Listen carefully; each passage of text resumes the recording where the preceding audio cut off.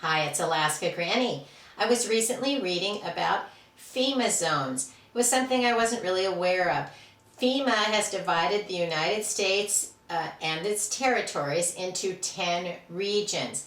You can look up FEMA zone map to see which region you're in. Then you can also read more about your region and you can see who are the directors, what are the protocols that they put in place. What challenges are they preparing for? There's a lot of information. You can click on your region, then click on your state, and then you can even find other resources. For example, the Homeland Security for Alaska. What are the plans? It also tells you how many tribal entities are in your zone, and I don't know how that would work because I think they're basically sovereign nations, but in times of emergency we certainly want to help everyone, but I don't know if they would be under the same requirements to accept what might be told to them, which made me wonder what could happen if we had a regional disaster. Maybe you live on the edge of a FEMA zone and your bug out location is in a different FEMA zone. Would there be restrictions of where you could go and what you could do?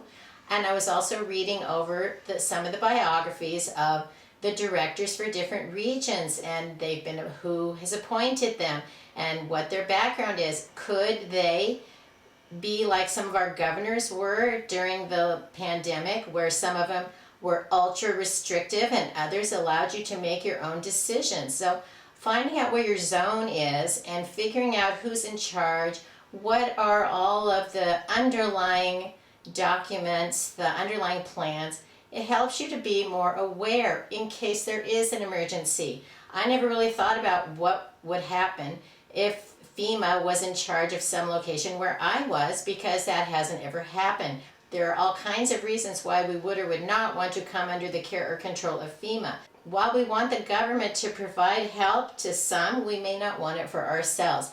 So I thought I would pass this information on to you that you could look up what is your FEMA zone, read about it, and see what are the questions that you have on how it could impact you on a personal basis if there is an emergency in your region.